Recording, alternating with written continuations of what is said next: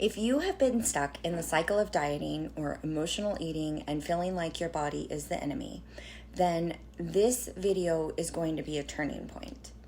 My name is Kara Hendy, and I help women over 40 find food freedom.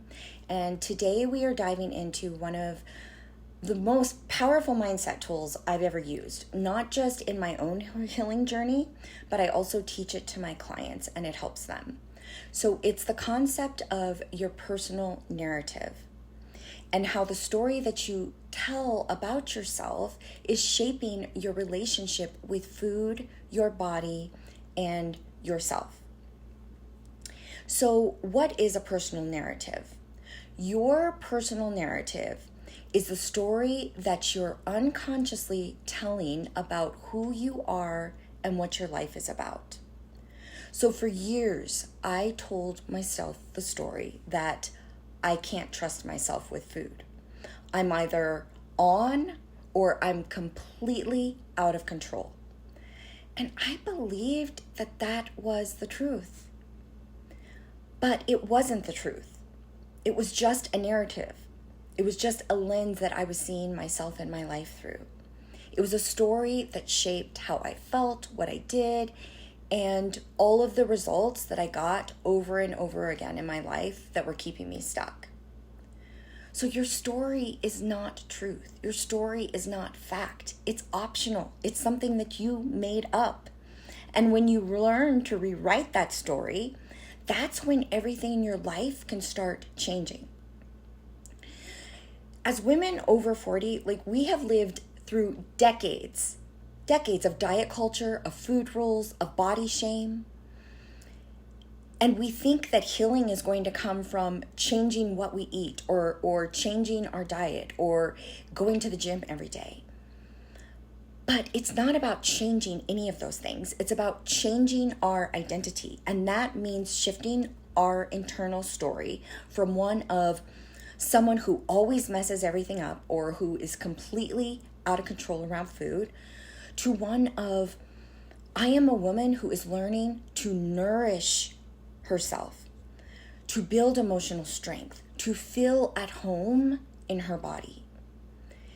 And we change that story through expanding our capacity, through expanding our emotional capacity to be able to process and sit with emotions instead of using willpower. So I'm going to walk you through how I personally use this tool, because it isn't just theory. It's not just something you can think in your head and it's going to change your life. You actually have to put it into practice for it to make any meaningful change. So step 1 is the narrative inventory. I want you to write a paragraph about yourself and your life, and then look at that paragraph and ask yourself, what is the underlying belief beneath this? And is that belief helping me or is it keeping me stuck and holding me back? So for example, my narrative was, I am someone who loses control around food. I start off really strong, I'm really disciplined, but I always end up losing control and binging. And that narrative created so much shame and disempowerment in my life, and it kept me stuck for years. So step 2 has to be, we have to intentionally rewrite that story. So ask yourself, who do I want to become? What is the story that I want to live into? So my intentional rewrite was, I am becoming a woman who trusts herself around food. I'm no longer afraid of my hunger. I'm no longer afraid of my emotions. And I feel safe in my body. And this wasn't some fake positivity that I fed myself. It was a powerful decision to tell the truth of my growth instead of repeating the same old pain story to myself. The third step is to identify an anchoring affirmation. So here's mine. It was, I am becoming the woman who feels safe in her body and at peace with food.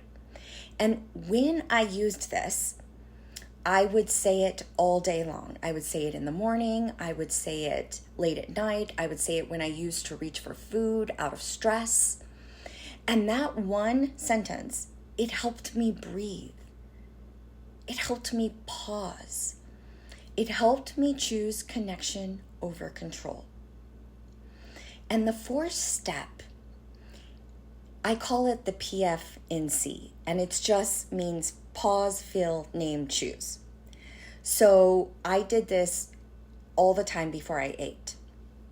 So if I was about to binge or to eat something when I wasn't even hungry, I would pause and I would ask myself, what am I really feeling? And I would name it. And then I would use that to decide what my next decision was. And sometimes my next decision was still eating, but I was doing it from a place of awareness instead of a place of feeling out of control. And the fifth step is to really pay attention throughout the day of your energy and your mood and what your thoughts are that are causing those. So I remember at 3 p.m., I would always get really anxious and I would start craving sugar. And what I was telling myself is, I'm so tired, I'm so overwhelmed, I just need a break, I just need relief. But when I looked at that deeper, what I realized was that, yeah, I really did need a break. But I wanted to use sugar for that break, and I needed to give myself permission. I needed to allow myself to rest and be kind to myself instead of using food as a way to do that and then just punishing myself afterwards. And when I started to do that, when I started to really look at what was really going on and what I was thinking, my cravings diminished. Like, it made such a huge difference. So I want you to know this. You are not the woman that you were 10 years ago or 5 years ago or even yesterday. You get to decide who you want to be starting today. And you do that through the story that you start telling yourself starting today. So what do you want your story to say about who you are now and going forward? All of the transformations, like the most meaningful ones that you will make in your life, do not start in your plate. They start in your mind. So if this resonated with you, please comment below and let me know. And if you need help walking through this process step by step, then check the link below, because you can set up a free consultation call with me and we can go through this work together and I can help you with your own very specific situation. Okay, I hope this was helpful for you and I will see you soon.